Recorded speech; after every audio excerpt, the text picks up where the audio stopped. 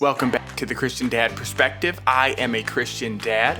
It is Reaction Wednesday, where we take a look at a popular YouTube clip and see what we think. Today we are going to watch a video by the channel Jubilee titled Pro or Anti, Should We Reopen the Economy? If you are new, welcome. Make sure to subscribe and smash that like button so that everyone can know what a Christian dad thinks. Stay until the end to find out why I have been going to church through the entire pandemic. Let's get started. And now, enjoy this episode of Middle Ground. There are people making the argument that we should end self-isolation because a few 100,000 deaths is worth sacrificing for the economy. Some people would agree with that until it's their mother who dies, or their uncle, or their grandfather. Nearly a dozen other states will start to ease their restrictions as they slowly start the reopening process. It may not come back at all. There will be coronavirus in the fall. I can see the emotional agony it causes in patients and their family members. Restrictions should have been put on the people that are sick. I don't think it's a good thing for our economy or our country. So I had to lay off my employees. We have no work. I believe that it violates our most basic of civil rights. I wouldn't say that I'm necessarily anti-self-isolation, but more so anti-government imposed self-isolation. I think it's interesting, someone who is being considered anti-self-isolation has already kind of broken the question by saying, I'm pro-isolation, I'm just anti-government forced isolation. New normal does not mean that we will sacrifice our freedoms for our safety. The key thing is that working with good data is going to allow the U.S. government to continue to make better decisions. I'm not able to work in my given profession. Despite this, I'm pro-quarantine. I own my own practice, but because of the quarantine, I'm only seeing patients 2 times a week. It might be hard to understand why people would gather like this while a deadly virus ravages America. What if it was your mother? What if your infant son or daughter gets sick? 2 minutes in, this video seems a lot more emotional than the last video. In the last video, we didn't get this long explanation of each side and this verbose arguing like we are in this video.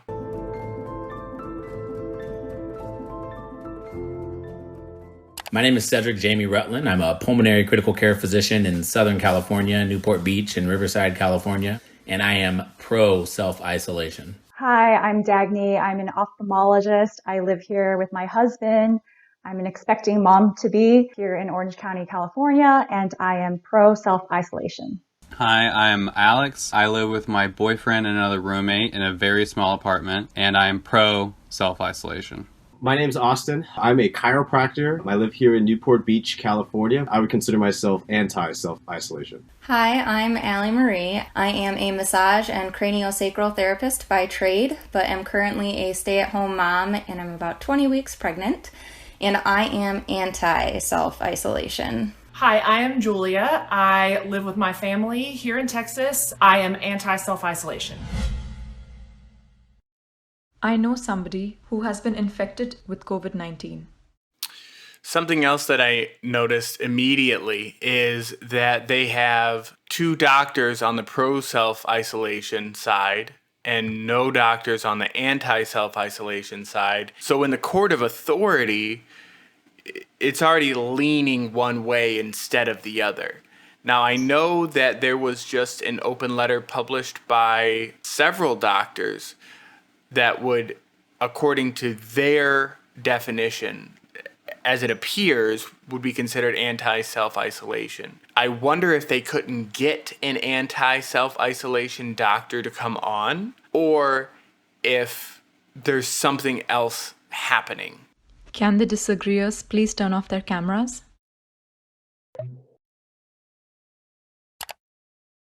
I'll talk to a little bit different point maybe. One of my coworkers here, her father had a heart attack, but he was diagnosed with COVID at the hospital, and ultimately they were told that COVID-19 killed the patient, when really it seems that the heart attack and complications from cardiovascular disease were ultimately the issue. The other healthcare professionals in the group here, I would love to hear your opinion on that as far as what you maybe heard about how they're counting who qualifies as a COVID case and what the cause of death was necessarily. Here's what we've discovered. When you look at these patients that have COVID-19 is as a result of the presence of the virus within your blood vessels and your bloodstream.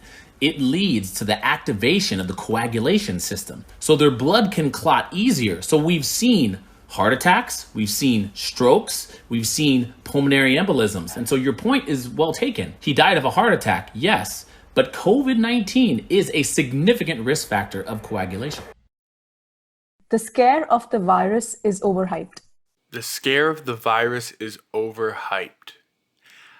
I think with 2020 vision, if you look back to what they thought the virus might become, you know, when they were throwing around numbers like 2 million dead, that was overhyped.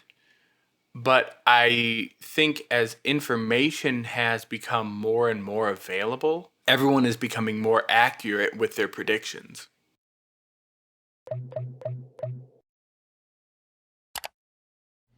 I think that the scare has been largely driven by the media. I know that initially there were models that came out of the Imperial College of London that claimed that millions of people would die. That was really used as the justification for these massive lockdowns, and we have not seen those numbers pan out at all. I totally agree with you that a lot of what we're seeing is media-created hysteria. So they're blaming the media here. I'm not so inclined to the cabal of the media or the cabal of the evil people. If I can ever attribute something to an incorrect, well-intentioned choice, that's where I attribute it. When this all began, there was so little information to go on that I don't think the media's hype was unfounded. I just think there was no information. And so it was just as founded to say there would be 2 million dead as there would be 100,000 dead. And so you basically just guessed. There's a lot of new information that's coming out. We really think people were trying to do their best with the data that they were provided at the time. I especially have an issue with how the data is actually being collected and then ultimately how the deaths are being counted. Since we initiated social distancing, especially when you look at California, you can see that the amount of infections has slowed. And I actually saw this in the hospital. I saw the uptake, and then all of a sudden, as the governor got more restricted and as the state got more restricted in terms of isolation, you could see that California was beginning to flatten the curve and actually lead the nation in that. I agree with the self-isolation principle because it did what it was supposed to do, which was prevent the amount of infections to bombard the hospital, because that's not what you want. I mean, we still have physicians getting infected, and the more infections you have in the hospital, the more likely it is for one of us to get infected, and then you have a reduction of healthcare workers to be able to manage these patients. As someone who is focused on the definitions of things and how these questions are being worded, even the idea of self-isolation, it's not self-isolation. It's forced isolation. It's essentially a house arrest because, and you might say, well, you know, they're not saying you can't go anywhere. There's, you know, you can go to the store and you can go to the designated places, but that's the same thing with house arrest. With house arrest, it's not like you can't leave your house. I know people who are on house arrest and they can only go to certain places during certain times of the day, and you know, other times of the day they have to be in their house, and you know, they have a certain radius or they have certain places they can go, and the in-between part between where they're allowed to go and their home. And so it's not self-isolation. Self-isolation is what was happening in the beginning when everything was still open and you were allowed to do things, but the government was telling you, hey, you know, you really need to stay home for the safety of others. But this is not self-isolation. This is house arrest. You know, this says pro versus anti-lockdown, should we open the economy? I think that's worded correctly because it's a lockdown. when you get into the video, it's not a lockdown anymore. It's self-isolation. So they're answering a different question than they're being asked. It should be pro versus anti house arrest. In terms of the hospitals being filled to capacity, that's obviously a situation that nobody would want. It appears to me that the U.S. healthcare system didn't become as swamped as they had originally predicted. And I think that going back in history, quarantines tend to be for the sick as opposed to the healthy. And I wonder if maybe we would take more of an approach where the sick are being quarantined, which I think is very justifiable, as opposed to everybody who's healthy being quarantined. That might be more appropriate. The issue with that is that we don't know who's sick with SARS-CoV-2. There are many different estimations of how many people are asymptomatic. I myself have seen people be asymptomatic that are positive for the virus. So that becomes an issue. At least with the Spanish flu, you knew who was sick. And so until testing is rampant throughout the country and we're able to know who is asymptomatic, I agree with you. Quarantining the people who have SARS-CoV-2, if we tested everyone, is the most appropriate and probably the single best treatment that we can provide across the nation. With the United States, our judicial system is founded and rooted within innocent until proven guilty. Now, I'm not saying there's anything wrong with us acting like we're a carrier, washing our hands, using antibacterial sanitizer, but ultimately, I don't think it's right or fair for the government to say, you're not showing symptoms, but you could be sick, so you're going to stay home. It's like sending somebody on trial to prison because they could have been guilty. This isn't like putting people in prison because they're sick. I think this is actually more of a political difference than, like, I guess, a medical argument. There are people making the argument that we should end self-isolation because a few 100,000 deaths is worth sacrificing for the economy. I disagree with that. Some people would agree with that until it's their mother who dies, or their uncle, or their grandfather. It is not self-isolation if you are not allowed to make another choice. It is forced isolation. Slowing the curve is more important than human rights during the quarantine. Okay, so this is an interesting question. Slowing the curve is more important than human rights during the quarantine. I would have to be more specific. The government should not have the ability to overrule human rights during a time of crisis. That question doesn't existentially ask what's more important, our rights or the lives of others. What it answers is, should the government have the ability to take away our rights if it perceives an emergency? And the answer to that, I think, is absolutely no.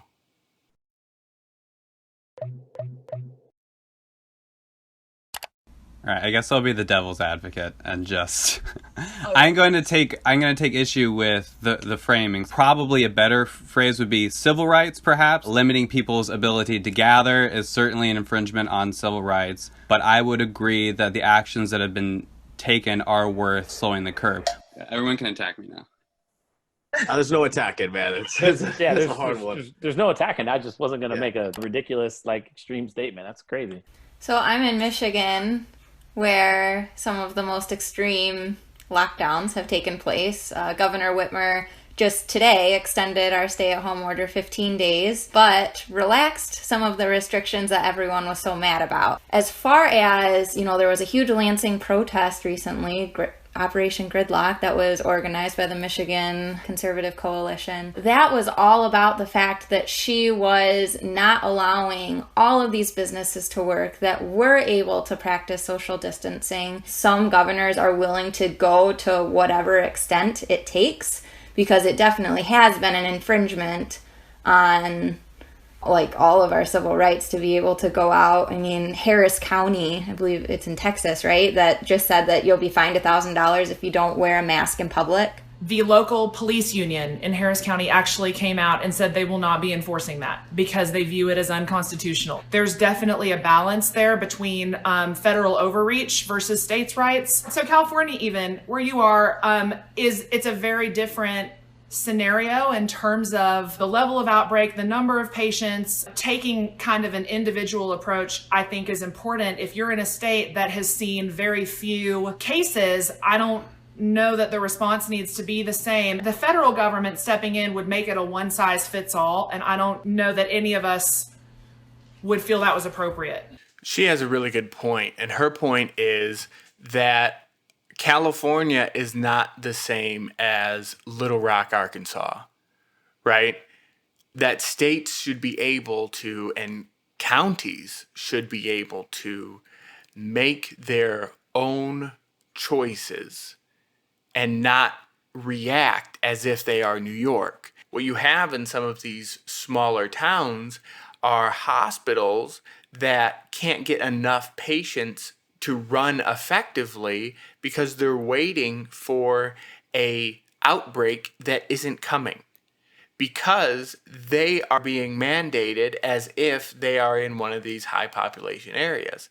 And that's what happens when you have federal government reaching all the way down to local levels and telling you where you can and can't go. And that's why my answer to the last question was no. The government sucks at everything. And the more they are disconnected from what is happening on the ground, the harder it is for them to make a good choice. And I say the government sucks at everything, not as if anyone could do it better, but the point is that these positions that we put human beings in are too difficult to be done well. And so when you ask someone to make some sort of perfect decision that works in every single place across one of the largest countries in the world, you are setting them up to fail. And so I think she's absolutely right, is if you leave it up to the smallest factions of government,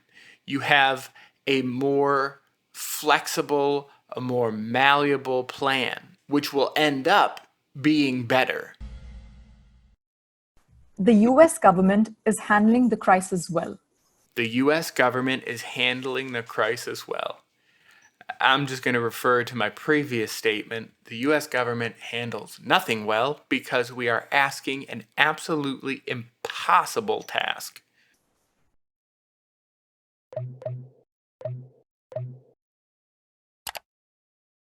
I am very torn on how I actually feel about this. My dad owns a small business. I've read a lot of the different arguments on the payroll protection plan and a bunch of the different deals with Shake Shack and everything else, which there are a lot of details that go into that. If 75% of any loan that's given to the business owners has to be paid into employee benefits. He has a company that has 220 employees, so you're talking $65 million in revenue every year.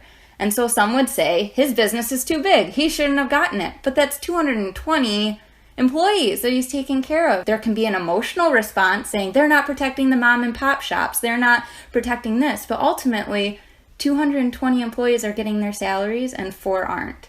And while it's emotionally sad to see those smaller businesses forced to close, we're going to be in a little bit of a depression. We're going to hit a recession. And so we're all in this together. And I think the bipartisan support has been really lacking, especially in the beginning. But I think that they're somehow finding a way. South Korea did a great job. Taiwan did a great job. But unfortunately, that is not what I can say for the United States. Things are turning around, and all these stimulus packages that they're doing, the fact that they're vowing to expand testing is definitely on a better track. And my husband, he was one of the first in line when that CARES package came out to sign up for the forgivable business loan and the PPP. And he didn't get it. And it was heartbreaking to hear that these large corporations were getting access to that money. So even though the government was doing something of good intent, the way that it was executed, unfortunately, wasn't the best. Daggy, you mentioned South Korea and admired South Korea, how their response was. Well, to my knowledge, they had trackers on everybody's cellular device that was monitoring where they were going. That just in itself, to me, is a completely asinine principle from the First Amendment. Like the fact that government is tracking your every move seems a lot like house arrest. So he said it seems a lot like house arrest. It is house arrest. It is. The tracker system that South Korea used has generally been praised by most countries, and one of the main reasons that they were able to avoid a peak and have to implement quarantine. And we, the US, are actually taking lessons from them, but it's not as authoritarian as you think. We all have the option to opt out. But the only way this is going to work is if you opt in. And that's for people who decide that the public good is of higher benefit right now than our own individual, I guess, concerns for privacy. So the tracking in South Korea, here's the question, or I should say, here's the question for me. It's not, did the tracking save lives? It's not, did the tracking turn a very bad situation into a mild situation? The question is, was the tracking mandated or was it a volunteer situation? Because if it was mandated and it was not a volunteer situation, then the next question has to be, should the government have the ability to track the whereabouts of its citizens 24/7 if it perceives a emergency? And I will say that if this tracking app was out there, I would sign up for it if it was voluntary. Well, Dagny, you're talking about different countries and what they're seeing. Sweden never did a lockdown. They said if you're vulnerable and at risk, stay home. Don't go to work. And their chief epidemiologist right now is saying that they are very close to reaching herd immunity. So within this whole idea of staying home to avoid a second wave is inevitable. Right now, the federal government recommendation on when you can reopen your economy is if you see a daily decline in positive cases over 2 weeks. And regardless of when those 2 weeks are, it's gonna start to rise again when everyone starts being around each other. There's no negating it. We can't stay locked up in our houses for 3, 4, 5, 6 months. There's some doctors saying that we're gonna still be seeing COVID cases for 18 months. So she brought up Sweden. There's something that happens in the conservative community whenever you bring up Sweden, Norway, some of the smaller countries in Europe that are doing well. And a lot of times on the Democratic side, you'll have candidates like Bernie Sanders who point to those countries and say, why can't we be more like them? And on the conservative side, they say, well, because they don't have a population like our population. Our scale makes their model undoable. I heard something one time as a response to that, and I thought it was really good. Yes, the entire United States cannot act like Sweden.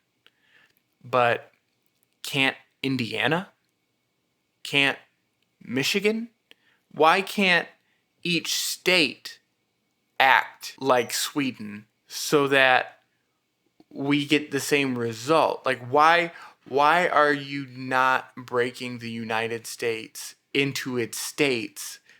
And I think the answer is because it's a really easy way to say, well, that doesn't apply to us, right? Like, we don't do school like those people over in Sweden do because our population's just too big. We couldn't do it. We don't do prisons like they do over in Sweden because our population's too big. We couldn't do it. Well, why doesn't Michigan do prisons like Sweden does prisons? You know? And I think that's really silly. I wonder if someone's going to say, well, the population, yeah, but if you break us down into states, then the populations become more comparable. And for places where you've got huge population gaps, or in places where you have these large cities that raise the population of the entire state by huge amounts, take those cities out of the calculation, treat the rest of it like Sweden, and then that city can be a special case. I don't know why they do that. And it might just be because I'm dumb. So if you know why we can't treat each individual state like Sweden, comment below and let me know. When we compare the US to other countries, I think we were more similar to the tracks of Italy and China. I don't think herd immunity works for every country. It's really going to be specific to, the region itself. I'm comparing Michigan to Sweden because they both have approximately 10 million people in their population. Population density is about the same. Right. So I love it. So she already went there. I'm saying Michigan to Sweden. I'm not saying all of the United States to Sweden. I'm saying Michigan to Sweden. They're comparable. Don't try to do the conservative shuffle here. The lockdown is harming my mental health. I saw an open letter from a doctor in California that said he has seen a year's worth of suicide attempts in the last month. So for me, man, my mental health hasn't been bothered because my life has stayed essentially the same. But part of that is because I'm not worried. And I do know people who are worried and people who stay in their homes as long as they can until they feel like they're ready to burst, and then they just go out for a minute to try to get some reprieve, and then they go back to hiding. I wonder if they said, do you know anyone whose mental health is being adversely affected by the lockdown? If that would have been a different question, maybe, I don't know.